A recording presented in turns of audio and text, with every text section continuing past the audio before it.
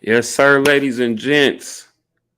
It is great to be back on another Rooted in Sports Tuesday.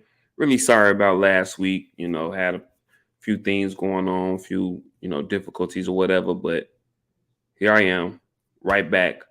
Solo dolo today, not for long. Don't get used to this. You know what I'm saying? I won't be here on my own for very long. So please don't, get accustomed to this. But today, I am, rocking it solo today.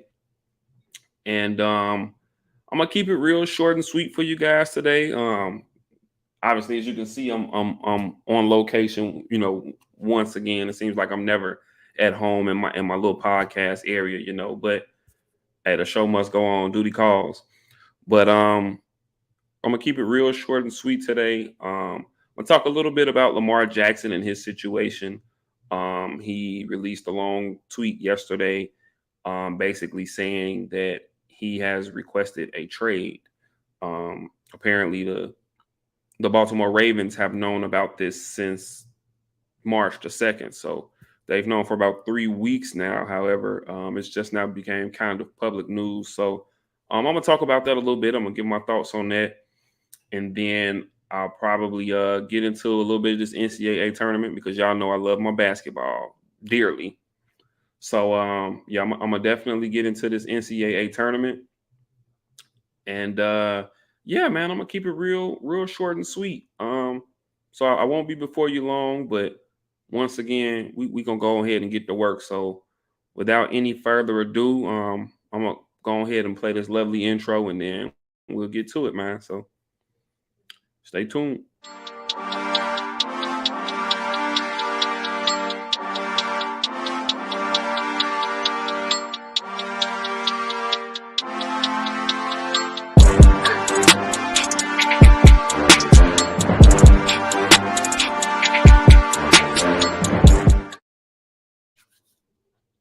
Yes, sir. Right back like I left some. Love that intro, man. Intro always gets the job done for me, man. So absolutely love the intro. But as I stated, I'm not gonna be before you long, but I'm gonna go ahead and get down to the nitty gritty. And first things first, Lamar Jackson. I guess it came out. I think that was yesterday. It came out, via a plethora of tweets. But it came out that Lamar Jackson, and we're all familiar with this situation and the contract stalemate that he's had with the Baltimore Ravens. And now it's come out that he has requested a trade from the Baltimore Ravens. Apparently, he notified them on March the 2nd, according to him. And so we do know that Baltimore has, I think, as a matter of fact, I'm not sure if I believe it's an exclusive franchise, but either way, we know that they have franchised him. And well, I'm gonna just get down to it here. First of all, I'm not surprised that Lamar Jackson has requested a trade. And you know what? I'm gonna try to tackle this from both angles. I'm gonna try to tackle it from the Lamar Jackson standpoint, and I'm gonna try to tackle it from the Baltimore Ravens standpoint. I think that in this stalemate, in this situation, in this potential divorce, I think that they both bear some liability in this situation. And here's why I'm gonna go from both sides. Starting with Lamar, if I am Lamar Jackson, obviously I'm thinking to myself, short of actually winning a Super Bowl, what more could I do for this team? What more do I have to prove to this team? Baltimore. I'll put it like this: I don't know any other young up and coming star who could have won an MVP and not have gotten an extension right after that. But that's just what Lamar Jackson did, and that's just what happened to him. He won an MVP in 2019. He was a first team All Pro in 2019. You know what I'm saying? He threw for over 3,000 yards. He ran for like another 1,200 yards. I mean, just a phenomenal season all around. And Lamar Jackson is a winner.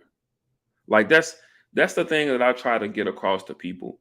Obviously, we know that Lamar still has his struggles. He still has a few things that he needs to work on when it comes to him in the pocket. We know that he has a few things he needs to work on when it comes to him consistently being able to make passes that the big time pocket passers in the league make. Your Mahomes, your Burrow, Allen, Herbert, Trevor Lawrence, guys who put themselves in that conversation. We know that he kind of needs work in the pocket. But at the end of the day, he's a football player and he is a winner. As a starter, when he starts for the Baltimore Ravens, he has a winning record as a starter. You can say what you want about him, but he gets the job done.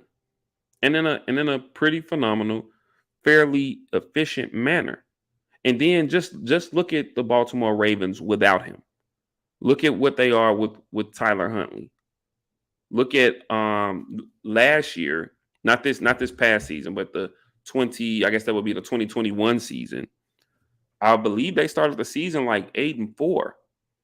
And Lamar gets hurt. And if I'm not mistaken, they lose the last 5 games down the stretch. You know, they were even this past season, if I'm not mistaken, up until when Lamar went down, the Baltimore Ravens were in first place in the AFC North. The same division with these vaunted Cincinnati Bengals who had just been to the AFC, who were just the AFC representative in the Super Bowl. But Lamar Jackson, when he was with the Ravens, when he was playing before he went down, they were leading that division. I mean, the guy is a winner. And he goes out there, and previous to this year, he was putting his body on the line. And we know how dangerous that is because of his style of play, because he is a mobile quarterback, because he is, more adept to get out of the pocket and run. But he's sacrificed his body for this team. He has went out there and played without a for sure contract in place. And I think the Baltimore Ravens have to take on some responsibility because they allowed this situation to get to where it is right now. Baltimore, they waited around. They allowed Kyler Murray to get paid. They allowed, obviously, the Deshaun Watson deal to happen. And I'll speak a little more on that in a little bit because I think Deshaun Watson's deal has really, really, really impacted this situation.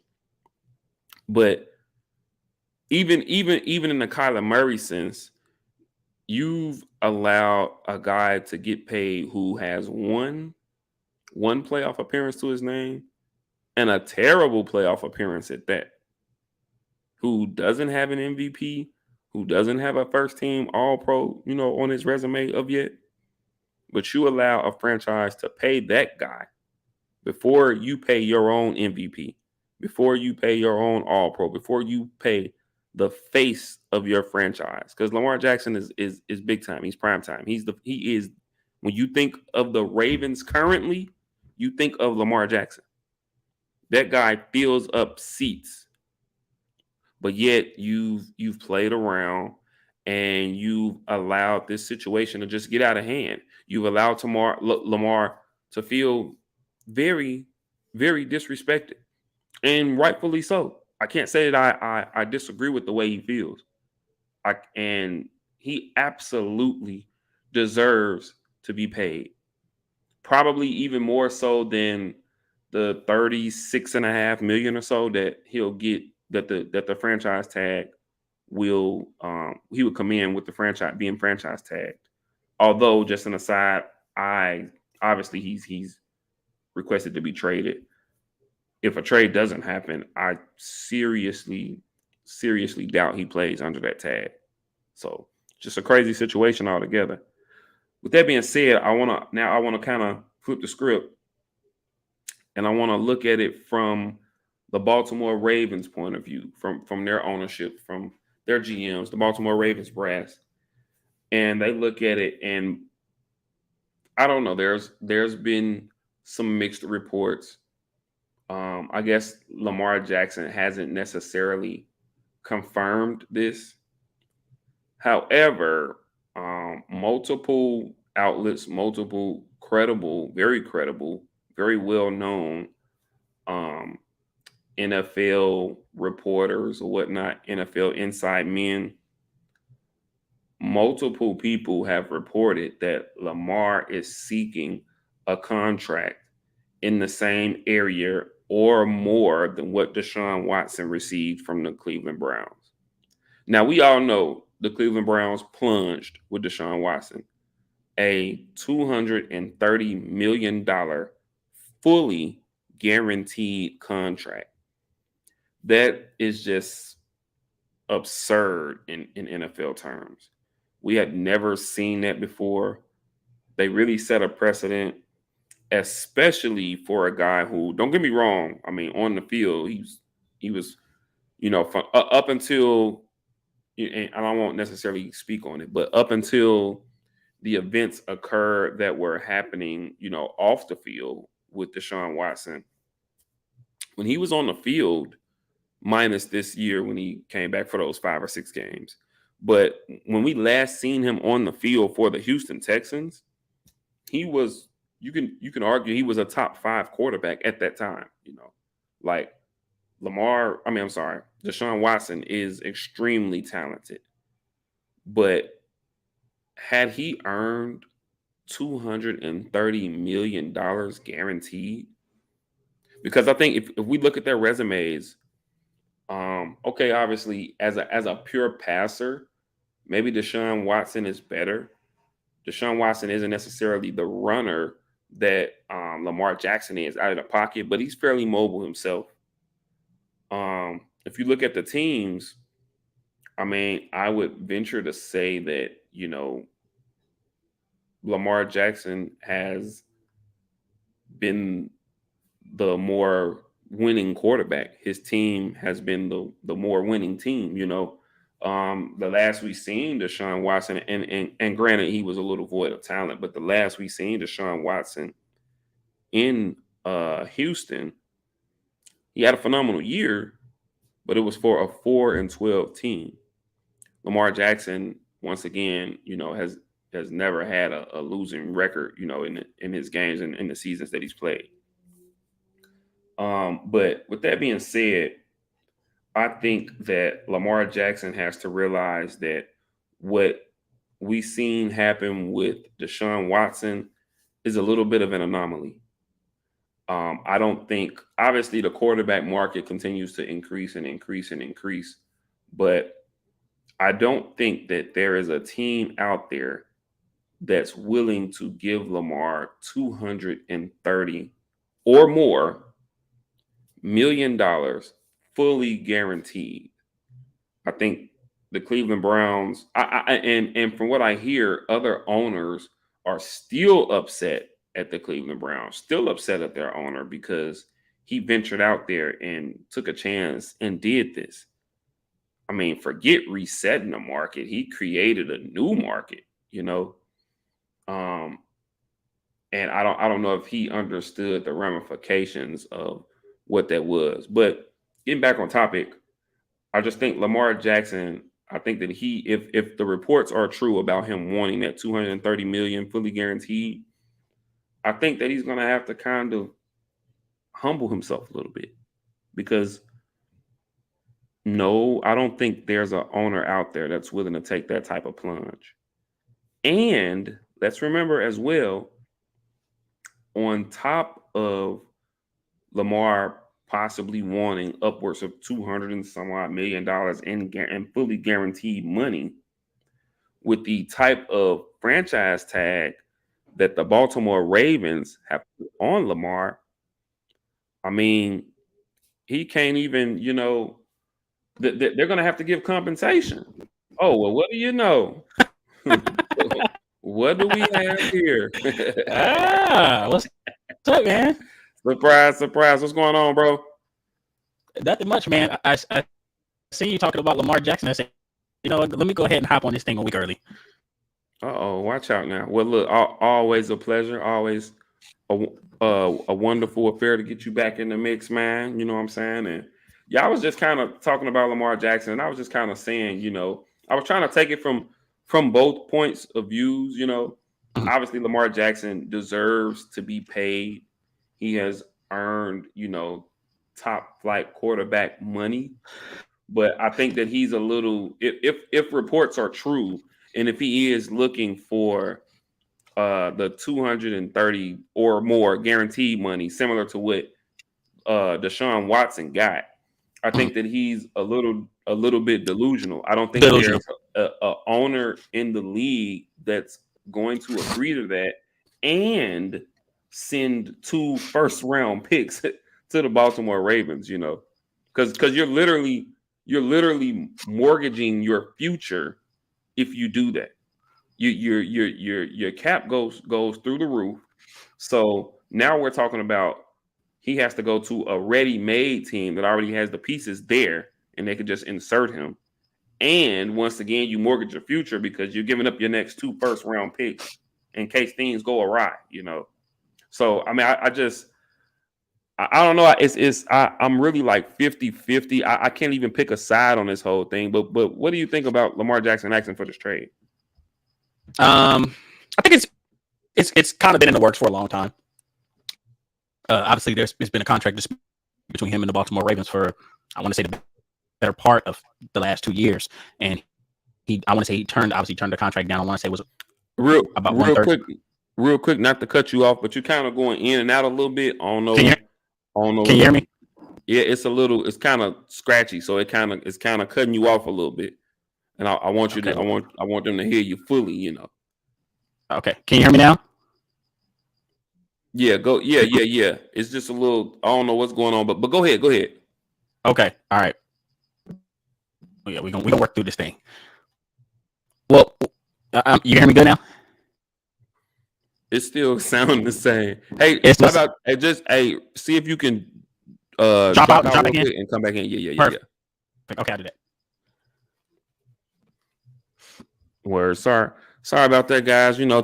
Technical difficulties. They do come part of the business, part of the process. But yeah, we gonna get him right on back in here, and we're gonna get his thoughts on this Lamar Jackson situation, man. Because and it's crazy. Like sometimes when you see a quarterback of that caliber, innately you just think like, you know what, this is a match made in heaven. Like he's going to spend the rest of his career in this one spot. And or at least 10, 15 years there. You know what I'm saying? We look at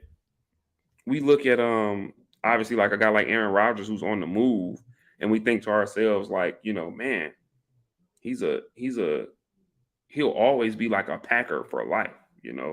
Even though he may very well be on the move, he'll always be a Packer for life, man. So I don't know, man. It's just crazy, man. And hopefully Kenny will get back in here soon so we can get his take on this Lamar Jackson situation. But even so, while we're waiting on him, man. Okay, here we go. Here we go. Here we go. Let's see if things can go a little bit better here. Let's see. Is it smoother? Yeah. Go ahead. Do your thing. Okay. All right. So jumping into Lamar Jackson. Obviously he's had the contract dispute, with the Ravens for the better part of the last 2 years. They offered him the contract. I want to say it was 133, and he turned it down.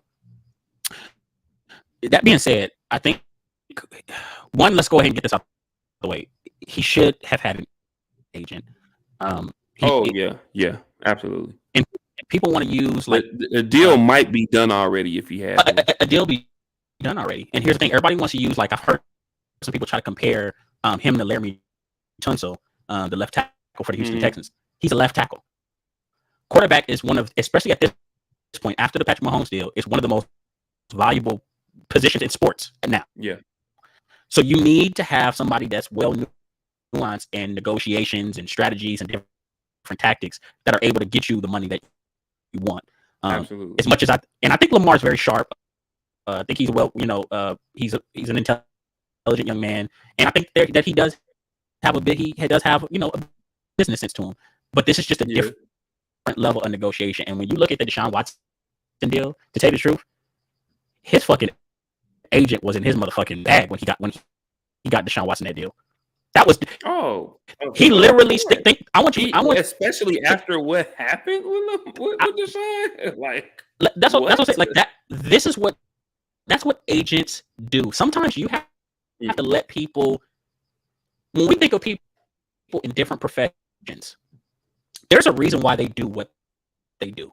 When I hired my new producer for the Sports Exclusive podcast, and I sat down with her. Tune in Sports Exclusive podcast.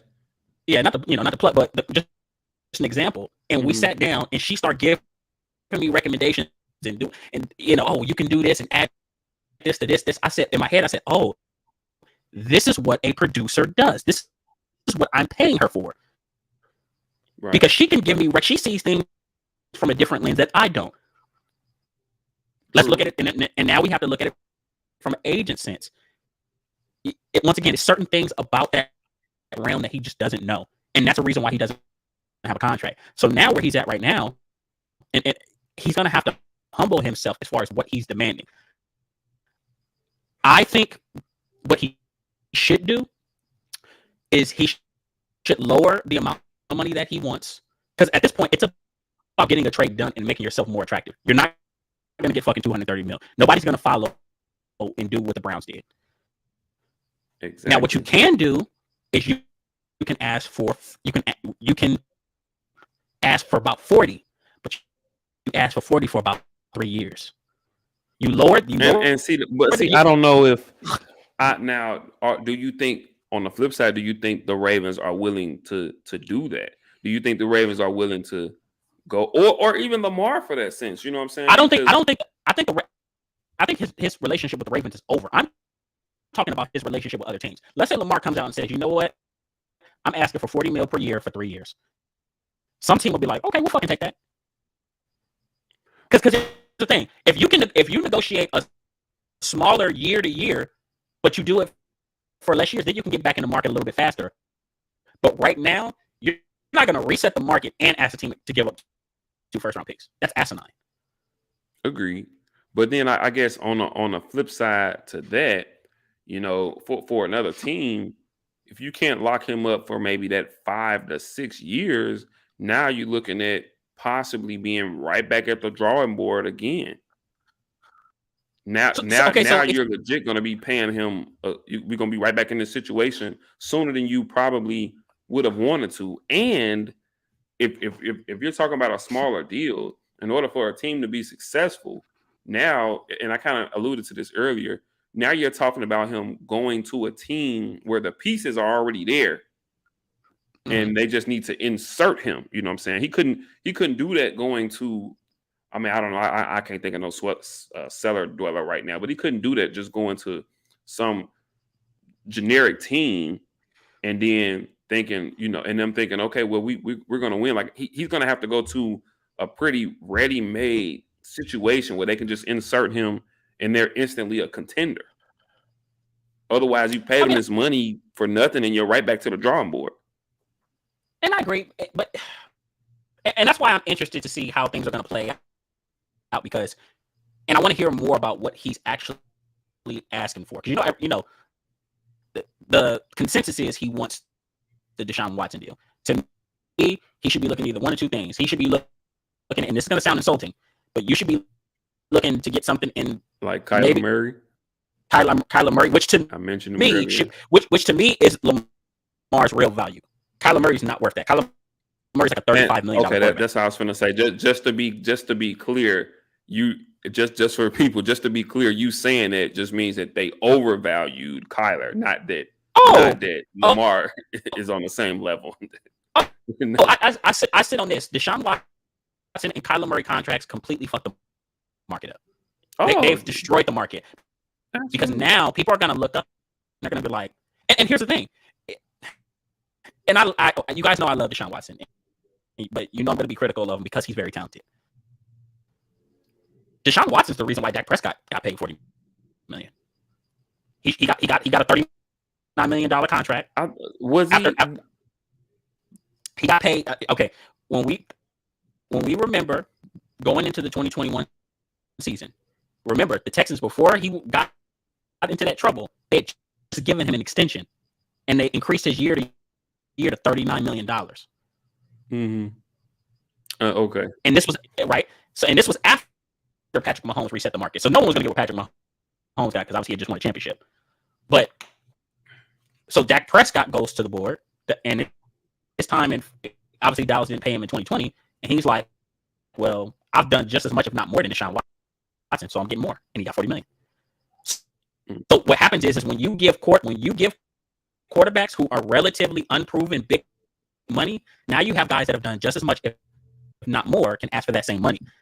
And True. So now you get now you made Deshaun Watson essentially the highest paid quarterback in the league, still with one career playoff win, and Kyler Murray with one of the worst playoff performances in NFL. Playoff appearance in which it was just god awful. It was god awful, and now you're saying you essentially you set new benchmarks in the market. That's why people are talking about Daniel Jones. I said, you guys, Daniel Jones can say he's done something that Kyler Murray's never done. He was the best player on the field in a playoff win. Kyler Murray. So you know what I'm saying? So that is when we look at this Lamar Jackson stuff, he's right for feeling the way that he feels, but I think that he didn't go about it the right way. And when everybody's talking about collusion, this isn't really collusion to me. Not at all. Not at all. This is smart. This is smart business. And even some people, and I have to say this too, even some people have looked at it and thrown out, the race car, and this just isn't one of those situations. This isn't that. This isn't that. This is not that at all. And I'm interested to see what happens with Lamar Jackson, because obviously right behind him, you're gonna have Herbert, and the guy I'm really interested in seeing is Joe Burrow. Well, and so I'm really curious as to where Lamar lands as far as contracts are concerned, and then what does that mean for Herbert and Burrow? I'm going to tell you exactly what sense, and this is something, in my opinion, this is what the Ravens should have done. I don't think people realize how genius the Patrick Mahomes contract was, because what it is they got ahead of things, and they structured it so that it's very flexible. Not only does it go up with inflation, but it's very flexible so they can move money around. So what Patrick Mahomes said was, yeah, I want my money, but I also want to fucking win. Yeah. So you guys can restructure this thing however, as long as I get mine, whether it's in bonuses, whether it's in this, I don't need that much up front. And remember, people forget this. Patrick Mahomes played out his entire rookie contract. He didn't fall under. So the new deal didn't kick in until after he was already on that roster for 5 years. It just really started kicking in. So I think when we look at Cincinnati, especially with Cincinnati with Joe Burrow, they're going to have to give him a Patrick Mahomes type contract. It's going to have to be a 10-year, stretched out, $500 million, make it flexible. You don't want to front load that thing because it's going to be a lot. And once again, for people that are frustrated and they want to compare Joe Burrow to Lamar Jackson, let's stop it. Let's stop. I'm a Lamar Jackson fan, but I mean, just seeing what Joe Burrow has done in his first 3 years. We got back-to-back AFC, a Super Bowl, and back-to-back AFC championship appearances. I mean, he has forced himself. He has literally kicked the door open and said, "I'm a top 2 quarterback in the league." Oh yeah, and you cannot argue that. So right. Question. So how do you see this Lamar Jackson situation ultimately ending? Like I was saying earlier that I don't believe he plays for that franchise tag. I don't believe that. No, he's not. However, I don't know if a team is. It seems, like I said, from reports, it seems like he wants closer to Deshaun Watson money. And I don't think any team will bite on that. But do you think some teams may, make a few calls about him? Or I guess you'd have to talk to him directly, and just kind of see where his head at and see if he's willing to come to a certain number. Do you see him ever playing for the Ravens again? I don't see him ever playing for the Ravens again. I've heard, I think Colin Cowherd talked about it, and he made a really good point. the Ravens are a winning. Bo will hate this, but the Ravens, they're gonna find a way to win. They won a fucking championship with Joe Flacco and a defense. Mm-hmm. They're gonna find a way. And to tell you the truth, I think this is the wrong year, the wrong offseason to be a quarterback and to be having your nose up in the air. Because I'm telling you, even though I'm not, look, Swan, I'm not big on rookie quarterbacks. I'm all about development. Yeah. And a lot of these guys need time. But I'm gonna tell you this: next fucking year, I guarantee you, out of the 12 to 15 guys that are available, at least 5 of them are gonna work out. At least fucking 5. It's a lot of quarterbacks next year. So yeah, and I know we've thrown some names around. Obviously, Caleb Williams is the big one from next year. There's the kid Drake May, who I like I was telling you guys in the chat, man. Like, I obviously have heard of him, but I really got to check him out because people are so big on him. Oh, yeah, Drake May is. I mean, the tools are there, and once again, look at a team like the Baltimore Ravens, who are kind of similar to Chicago, where they've always been like more of a defensive powerhouse type of team. Mm-hmm. They're going to continue the same type of thing. They just need a quarterback that can come in and do his fucking job. And next year, you're not going to tell me that if they build a strong running game and continue with defense, that they can't get a Quinn Ewers, that they can't get, I want to say, Tulane has a really good quarterback. It's Michael something. I forget his name. Mm-hmm. Spencer Rattler. DJ Ukulele. I don't know why in my mind I thought he was leaving this year because I thought Rattler was a junior last year, but but no, I agree on Spencer Rattler, especially toward the end of the year for South Carolina. Like he came on really strong. Yes, he beat 2 top 10 teams. They beat Tennessee and he did. Clemson. He did. And, right. And he played his tail off until, my Notre Dame got him in the bowl game. But that's neither here nor there, Just watch this and speaking of Notre Dame, I'm going to tell you a guy who oh yeah. I'm going to tell you a guy who I am confident. Mm-hmm. Sam Hartman is I'm getting ahead. Look, we're not even past the 2023 draft. I'm just going to let y'all know in the 2024 draft. Sam Hartman, if he sets in his mind that he wants to play in National Football League, sometimes he's had some off the field issues personally, but as far as him as a player and as a leader, Sam Hartman is going to start for somebody's franchise and be very, very productive, right?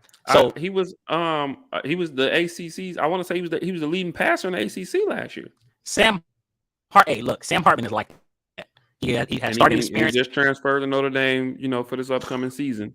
Dude, wonderful man. Easily, and mind you, I'm a USC fan, and Sam Hartman is actually crazy enough. He's my favorite quarterback in college football. I love Caleb Williams because he's phenomenal.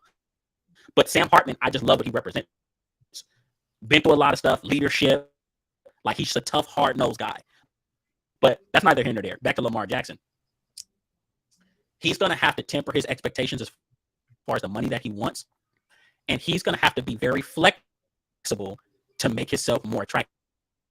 To tell you the truth, the Colts couldn't be any perfect of a position for him because Shane Steichen took that job. Shane Steichen just, right. You saw what he did with Jalen Hurts. Lamar Jackson's more talented than Jalen Hurts. We can agree on that. So imagine him in that off. But here's the thing. Now you got to be flexible with him because Jim Irsay said, look, I get it, but I don't believe in fully guaranteed contracts. So let's say he could get with Jim Irsay. I seen it. He just came out. I seen that as well. Yeah. So let's say he's able to talk to Jim Irsay and he's like, look, man, like we can work something out. Nobody can tell me that Baltimore is not going to look at the number 4 pick and say, all right, we can rock with that. We can rock with the number 4 pick, possibly a first or second round pick next year. But we can probably get our quarterback this year. If not, we can add to our defense or do whatever we want to do. And then it's a high pick. And the Colts have cap room. They're not really paying anybody. They traded Stephon Gilmore. I think Michael Pittman Jr. is still in his rookie contract. Like they let go of Yannick Ngakoue. Like they're not really paying anybody like that. They're paying, I want to say, 2 defensive players, DeForest Buckner and the linebacker that they have, 58. He's always hurt.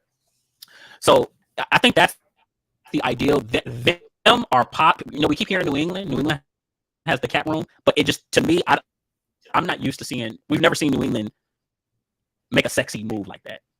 We've never seen them do that. That's not really in Belichick's nature to do that. You know what I'm saying? And I heard, immediately, right after Lamar Jackson, came out with this statement on Twitter. Immediately, it was rumors about him and the New England Patriots, and I don't even know.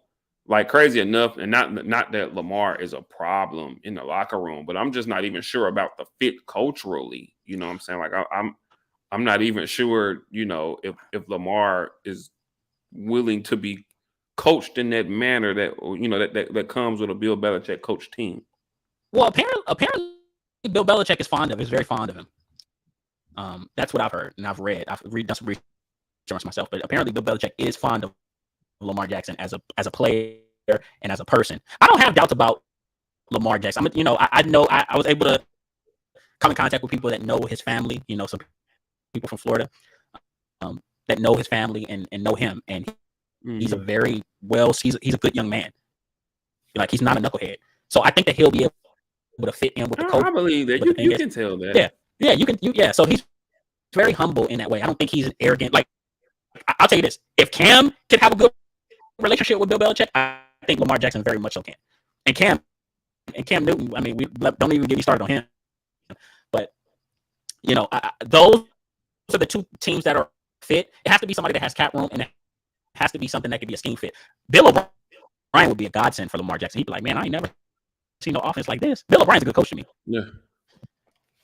So yeah, I think regardless, no matter what's going on, I mean, I think that you'll see improvement in New England's offenses over last year and the debacle that they had as far as coordinators or whatnot.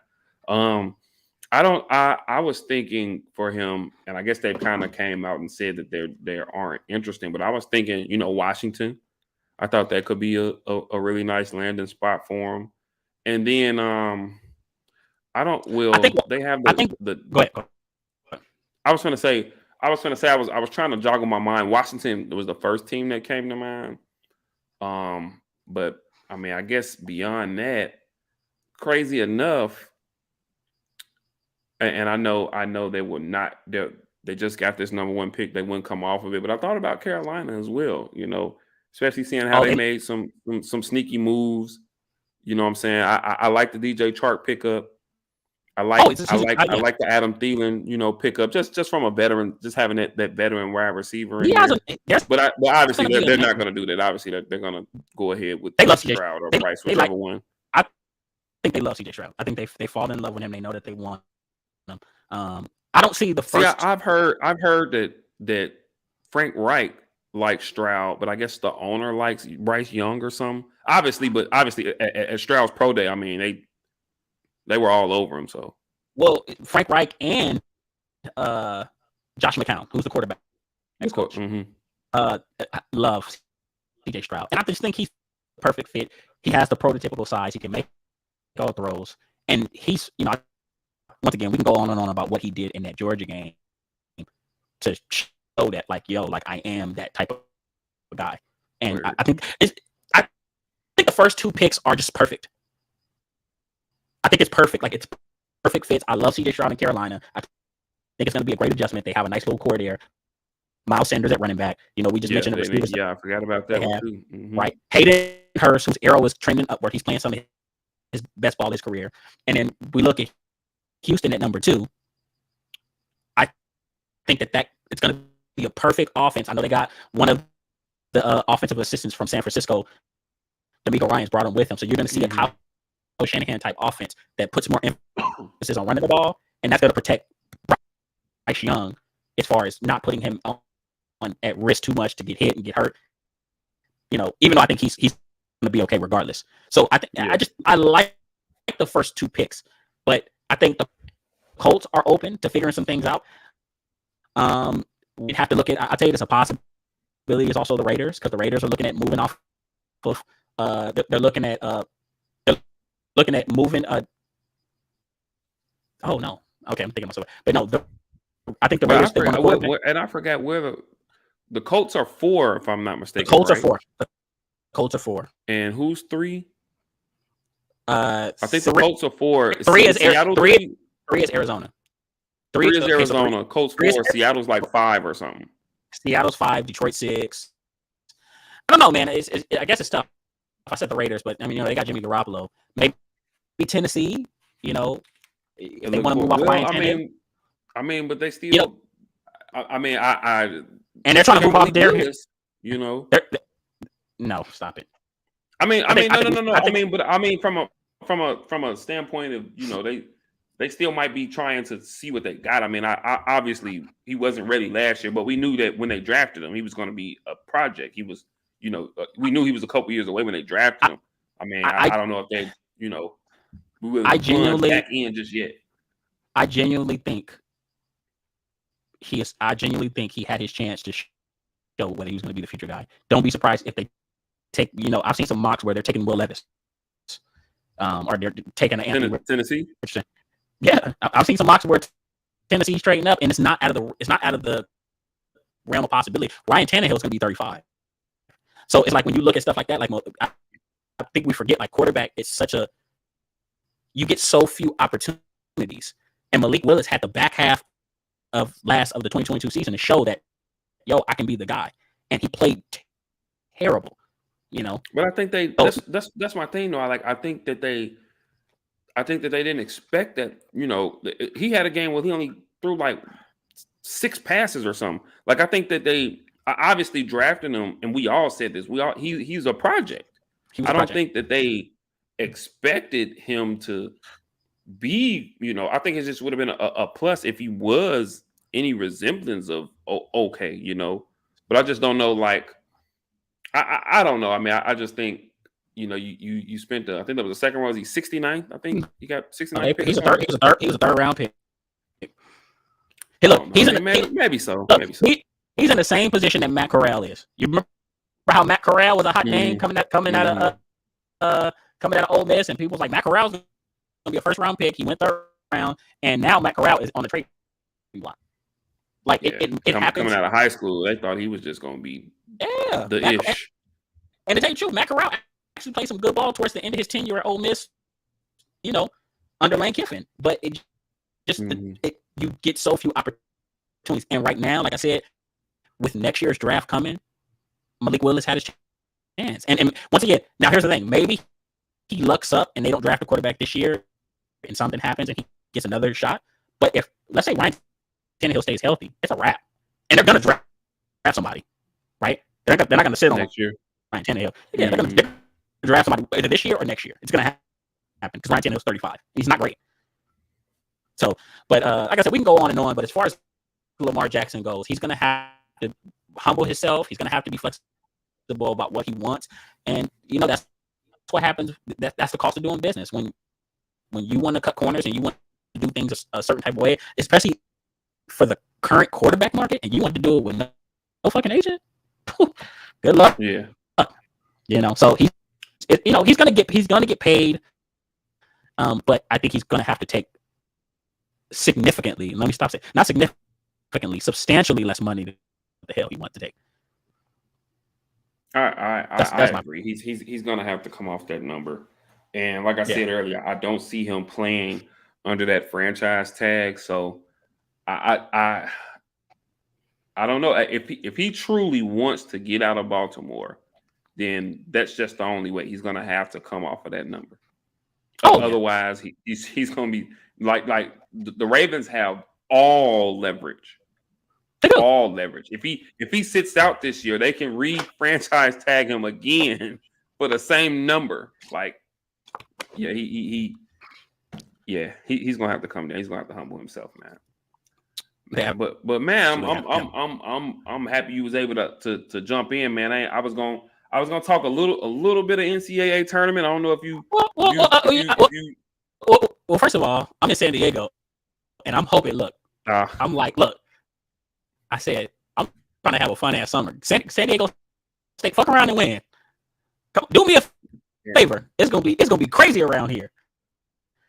Oh man, first of all, I mean, this entire tournament was just nuts. Let me just say that. There were all kind of upsets galore. One of the things that I said coming into this tournament, and me and Isaiah was talking about this, is that this is one of those years where obviously you had your four number one seeds and the four sides of the Mhm. bracket or whatever. But this is one of those years where there just wasn't a great dominant team, and so you start seeing these guys knocked out. You seen Purdue, who was a number one seed, they get knocked out by a 16 seed. That's only the second time in tournament history that has happened. They get knocked out in the first round by a 16 seed, a team that had to win their play-in game to even Mhm. get into the tournament, and they get knocked Mhm. out. And then just multiple wonderful games. But now you fast forward to the Final Four, and you have San Diego State, UConn, Miami, and Florida Atlantic, Atlantic University, FAU. FAU, right?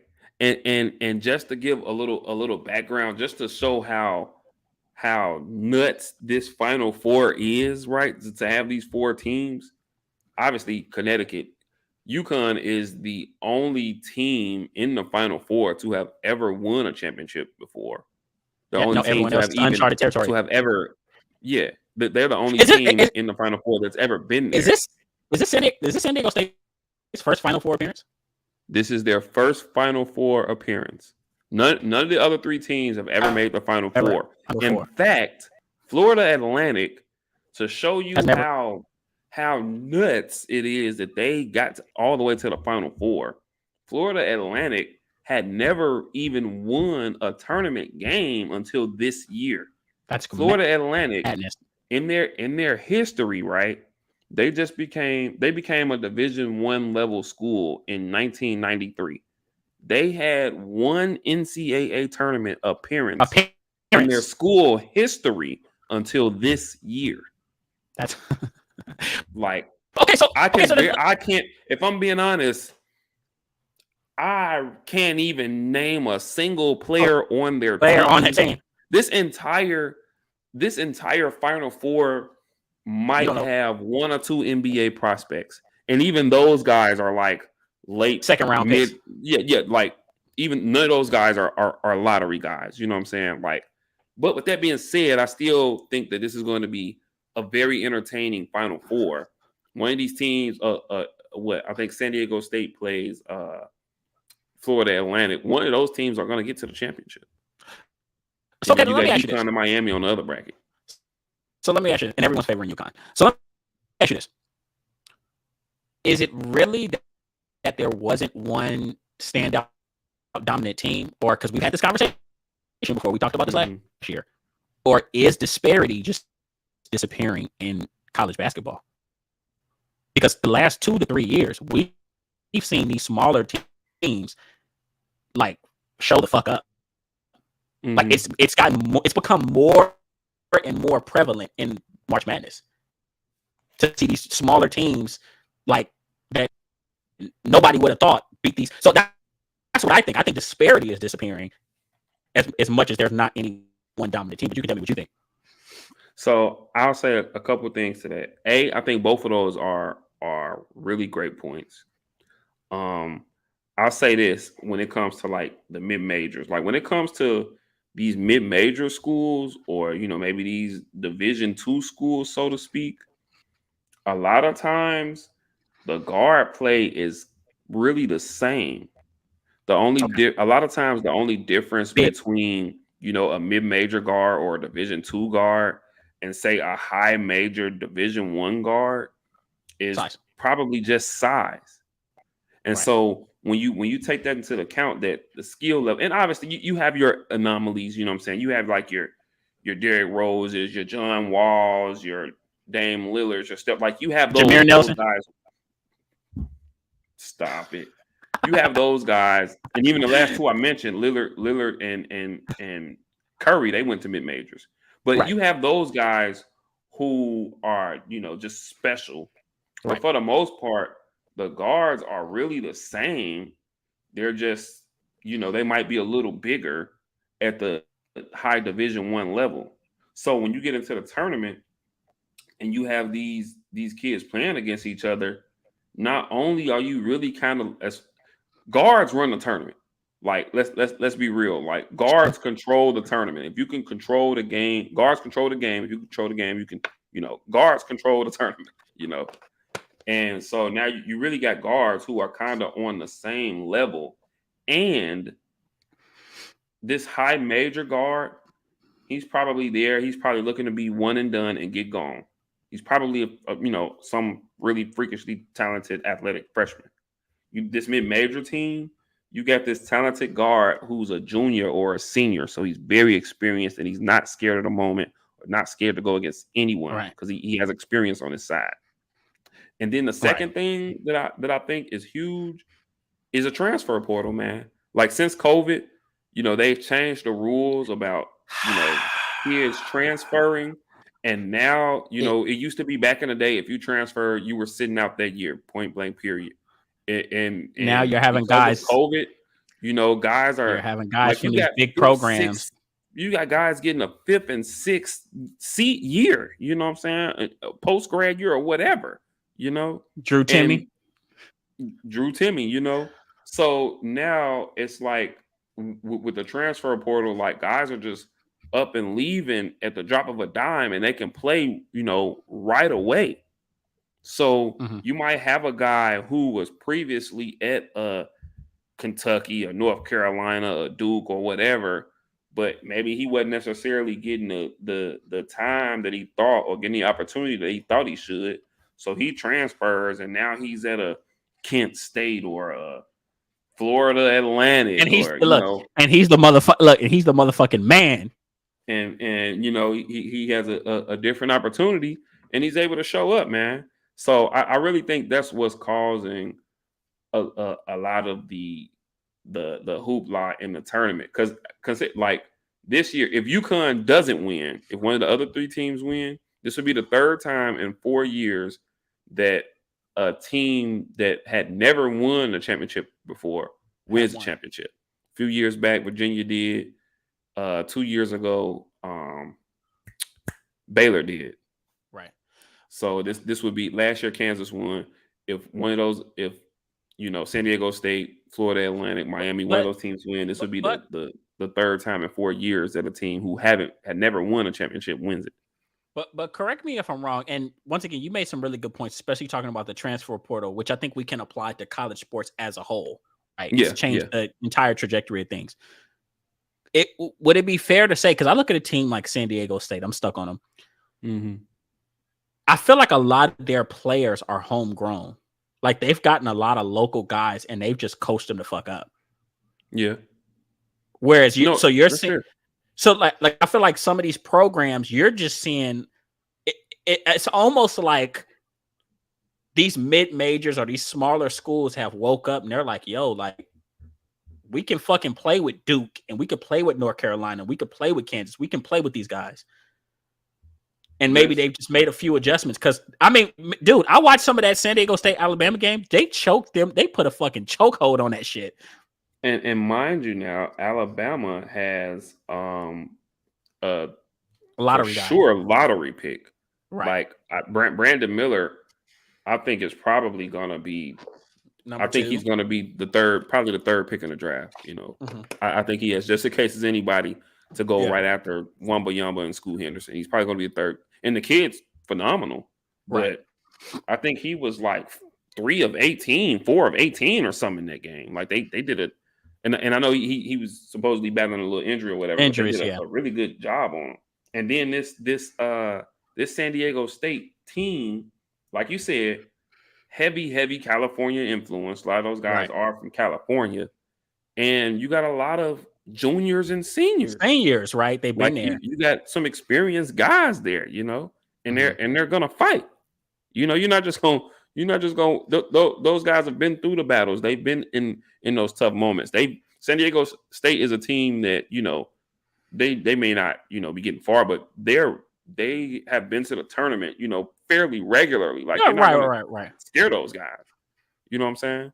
And right on cue, they go up against Alabama, who was the overall number one seed in the NCAA tournament, and they took it to them. Yeah, they did. Okay, In Alabama, they got the kid Brandon Miller. They got another kid, Javon Quinterly, who mhm. was at Kentucky first. He was a 5-star recruit coming out of high school. He was at Kentucky first and transferred to Alabama. Like, and it's nothing, you know, when you got seniors like that, and they truly believe they can go out there and compete with anybody. So then let me ask you this, based off of what you've seen, because I feel like I've only gotten to see bits and pieces of the tournament because it moves very fast. Based off of everything you've seen from these four teams, all right. Obviously, you got FAU, San Diego State, Miami against UConn. What are your predictions in those games and why? Oh man. All right. So I'm gonna make you a little happy here. I think San Diego State beats Florida Atlantic. Um, I just think they're I think that their size will matter in this matchup. I think with Florida Atlantic, they're kind of a team at the moment has been who's kind of Punching, got hot at the right time. You right? know, in their last game against Kansas State, they came out a little lethargic or whatever. And I remember at halftime it was like a 1 point game or something. You know, it was a really close game, but it was like in the second half, all of a sudden, it was like they were just making shots. And they Mhm, were like there was a stretch where they were just going back and forth, them and Kansas State just making shots. And I thought Kansas State was going to win that game. mhm. But they were just making shots, making shots. And I think Florida Atlantic is just a team who coached pretty well. I think his name is Scott May, their coach. Coached pretty well. But I just think that they happen to have gotten hot at the right Right time. on. And I don't think that that's going to carry on. I think that you'll see San Diego State come out and play, you know, really physical with them. I think that you'll kind of see their bigs really try to kind of impose their will. And I think that of the other teams, I think that this was the best matchup for San Diego State because the other two teams, and I'm going to get to them in a second. Right. The other two teams in UConn and Miami, they have those two teams probably have the best guards in the Final Four. Like they have great, great guard play. So yeah, I think San Diego State will win one matchup. In that other matchup, It's gonna be tough. once again, you know, it's going to be a matchup of guards. You know, you're looking at two teams who have some really good guards. Miami has this kid who I've been on for a while. His name is, and he led them in. As a matter of fact, I think he led the ACC in scoring. His name Is he is a freshman? Isaiah. No, Isaiah Wong. He's like a sophomore or junior. I know he's not a freshman, but Mhm, his name is Isaiah Wong, and if I'm not mistaken, he led them. I think he led the entire ACC in scoring. But anyway, mhm. he's a kid that I had been looking at and I had been following for quite some time, and he's very talented. And as a whole, Miami, they're kind of a team who isn't afraid to play like that little 3 guard lineup, and they Mhm. got some really what's the word I'm looking for? Really composed guards. Right. But the same with UConn as well. They have some really good guards. They got a kid by the name of Jordan Hawkins, who I think was their leading scorer. And I think he's been their leading scorer in the tournament. He had a really, really good game the other day. As far as NBA prospects in the Final Four, he's for me, he's probably the best NBA prospect in the Final Four. And even Jordan him, Hawkins. I see as Jordan Hawkins. He plays for UConn, and even him, he probably will be a mid to late first rounder. You know, Right. um, but in that matchup, I think that will be the better of the two games. I think that those two teams are very, very evenly matched. And man, I don't. Whoo wee. I'm gonna go with UConn. I'm gonna go with UConn in that game, and then that'll bring us to UConn and San Diego State in the championship. And you know, UConn early in the season, maybe the first month and a half, 2 months of the season, you could argue that they were playing the best ball of any Of team in any the team. country. And then they Mhm. hit a little stretch. I remember they had one stretch where they lost like 6 straight games. They hit a little stretch where it was just bad for them. But toward the end of the season, they got it together. They ran through the Big East tournament, and then they came into the NCAA tournament playing some really good ball. And a lot of times, it's those type of teams who are playing their best ball at the end of the season that really go on to make deep runs, as UConn has. And I think ultimately, UConn, they just have better guards than San Diego State, and I think it'll be close. I think San Diego State they're gonna make it a really ugly, gritty game, but I think UConn will come out on top, and so I think UConn will be your eventual NCAA Champion. champion. Mm-hmm. And I think that's that's what I've heard a lot from everybody. They think it's going to be UConn, San Diego State, and UConn is since they're the more talented team, they're going to win. Mm-hmm. But you have to be feeling like if you're San Diego State that you already slayed one dragon. Oh yeah, they're not gonna be afraid of Yeah. there are no more dragons left. Yes. Like it won't even it's at the point now where honestly you can't even really consider it an upset anymore because there are no more dragons left. Right. Nobody, I don't think you had very, very few. You might have seen one or two analysts that might have had UConn in the Final Four just because of the way they were playing to finish the season and how well they were playing to begin the season. But beyond that, I mean, none of these teams are expected to get even remotely this far. Like this is as equal as even of four teams that you're probably gonna see. And can I say this?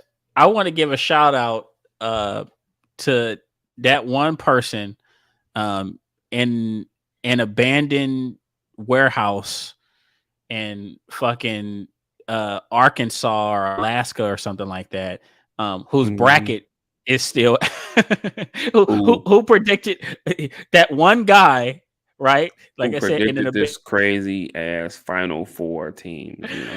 I get up and it's funny because this year I didn't do a bracket, but I go to work, and every day I just walk around and I see people with their head down, and I've asked multiple people, I said, that bracket busted, huh? And they like, psh. They're So like, yeah. according to ESPN, Mhm. um 87% of brackets were done by after the first day. First, Okay. exactly. Yes. And then ultimately moving on, they don't have any more perfect brackets. And I think they said they had like 27 people out of what, maybe about 40, 50 million. They had 27 people who had actually guessed the final four teams out of like 40, 50 million. Brackets weren't perfect, but they No. guessed the final four teams. And I mean, I for one wasn't one of them, man. Like all my like Who? bro, How about that? Tell me who did you predict to make the Final Four? I had Alabama, Duke, Texas, Alabama, Duke, Texas, Kansas. That's who I had. And I had Texas and Duke. No, I had Texas and Alabama in the championship. Yeah, I had Texas and Alabama in the championship. And I know I had Texas winning the championship because I thought Texas or Houston, I thought, and ironically, they were in the same side of the bracket. So Mhm. I thought that if Texas or Houston got to the Final Four, they would win because the Final Four is in Houston, which I'm Right. currently in Houston right now. But the Final Four is in Houston at NRG Stadium, and so I just felt if I thought Texas would get there, but Lord forbid, if Texas or Houston would have gotten there, I I thought mean, Houston. that Yeah, just would have been it's gonna too be crazy. too much of a, especially Houston. That would have been too much of a home court advantage to Yeah. really overcome. It'd basically be like those guys playing home games. And a lot of people thought Houston. This was gonna be Houston's year. Yeah, yeah, and I mean they seem to, they're a team who, from a basketball standpoint, like the Houston Cougars and Calvin Sampson who has been one of the better coaches in college basketball for a Mm. while. Still hasn't gotten over that threshold. Still hasn't, gotten a title yet, but a really, really solid head coach. He wins wherever he goes, and he's really, came to Houston and instilled a culture in them. You Right. know that they're going to be a tough physical team. And now over the past three, I think they made the Final Four like 2 years ago or something. They did. But over the past maybe 2 to 3 years, like he's really built up a solid program there.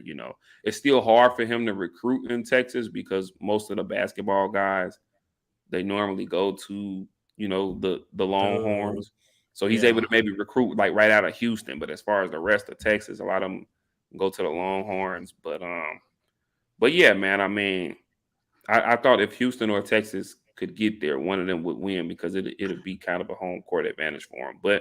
And I had Texas winning it all ultimately, but it didn't pan And out. it's But at least Texas did get to the Elite Eight. They lost in the Elite Eight. They lost to Miami on Sunday. it's crazy. I think was it going into the Elite Eight or the Sweet 16? There were no more blue bloods. Uh, I think it was Sweet the Sweet 16. 16. Because Duke got eliminated, Kentucky got eliminated, North Carolina didn't make the tournament. UCLA got eliminated in the Sweet 16. They lost to They lost to Gonzaga. Gonzaga, Mm-hmm. which they had no business losing that game. But I mean, those teams. I tell you this much though, and I'm not gonna prolong it. We can get up out of here after this. I tell you this for the future: if you see UCLA matched up against Gonzaga, it's gonna be a classic. Like because the last, over the the last, the last, years, the they've last, had like yeah, some great they games. just Yeah, have classics. Like because the last, those two teams. they've all came down to the wire. The last game they had with when Jalen Suggs was Yep. there. Yeah, Yeah, that a was a couple great years game. ago, Jalen Suggs hits a half court buzzer beater to win the game. Right. We can go all the way back. Um, this was years ago when Gonzaga still had Adam Morrison, Mm-hmm. and they had played each Oh other, and damn. Gonzaga had lost to them. Again off of like a game winner or something. So then It who was was like a so then who buzzer was it? beater then. So then who was at UCLA at the time? If you said Adam Morrison, Oh man, who was on that team? We talking you got like me Aaron thinking. Aflalo. Yeah. Who else was on that team? It was a couple NBA guys. I know Aaron Right. Aflalo for sure. I'm trying to remember, was Ariza there? Maybe Trevor Ariza was there. But yeah, we talking like this is like maybe 03, 04 or something we talking Right. about. But yeah, Man. man. But yeah, that's the Yeah. tournament in a nutshell. I think you'll see UConn and San Diego State in the finals, and I think UConn comes out on top. But hell, what do I know? As crazy as this thing has been, Florida Atlantic might win it all. Florida Atlantic. Right. That's they might they that's the might type of surprise people. tournament. That's the type of It's been tournament it's been, bro. Seriously. yeah. Well, like I said, I'm hoping for give me a reason to get to step outside if San Diego State wins. So Nah, I know it's gonna be it's nuts. gonna be crazy PB, over the here. gas lamp. I know it's just gonna be It's gonna be North madness. Park. Oh my God, it's gonna be Yeah. Jesus Be take crazy. the wheel. Well, we'll see what happens, man. We will. But once again, another wonderful episode. A great surprise getting my boy back in here. Hey, And next week, we're gonna chop it up and get some things going. And we'll talk I about the know at results, some right? point, what'd you say? Well, by the end, the results will be because the championship game will be that Monday. Yeah. So Yeah. we'll know by next week, by Tuesday, we'll know, who our NCAA champion is. And then guys, just be on the lookout, man. We're gonna hit y'all with some of this content. Obviously, the NFL draft is fastly approaching. And so we got a mock draft coming up. We're definitely gonna, go ahead and dive into that for sure. Mm-hmm. So, we got that. And we got the NBA season coming to an end. Like teams are down to single digit, in games now. Teams got 7, 8 games left now, and playoff position is going on. It's coming down to the wire. So a lot of great baseball is getting ready to starts tomorrow, I think, or tonight. No, tonight. I think the baseball season started tonight. It starts tonight. I believe so. I think it was. I think there are some games tonight. I think it started tonight. They just had the World Baseball Classic, which was great. Uh-huh. You know, I watched that championship game, and the MLB probably couldn't have asked for a better ending. You got literally your two best players, you know, last out in the ninth, and you literally got your two best players, you know, going against each other, and they probably couldn't have asked for anything better from that to head right into the season. So, yeah, man, it's a lot going on, man, and obviously we're gonna be right back here next Tuesday. And we're gonna continue to hit y'all with this heat, man, for sure. For real, for real. I'm looking forward to it. Glad to be black. Glad to be back, and glad to chop it up with you guys. And like I said, like he just Glad mentioned, to be black and back, huh? black and back, right? But no, we got a lot of good stuff coming up, and you know me, I'm a NFL draft. I'm gonna go ahead and say it. I'm a whore for the NFL draft. It's crazy. So we'll definitely talk about that. But just a lot. I think this next 1 to 2 months. Great time for sports. Now, obviously, we'll have the dead period coming up, but then we'll have some things to get us through that. So, yeah, just look forward to some great content coming up and possible day. We're discussing some things, possible day change, whatever, just to fall on and kind of how can I say it, complement the upcoming schedule with some of these sports and some of these games coming up. So we may change days again. We'll figure it out. But either way it goes, we'll update you guys. Word. As always, like and subscribe to our YouTube page at Rooted in Sports. Follow us on Instagram. It's simply at Rooted in Sports. You can follow us individually. My Instagram handle is iswan_0623. And then you got Tiberius 519 on Instagram. You can give us both individually a follow. You got the sports exclusive podcast, and we got a new episode tomorrow. Got a new episode tomorrow. Every Wednesday they coming like hotcakes.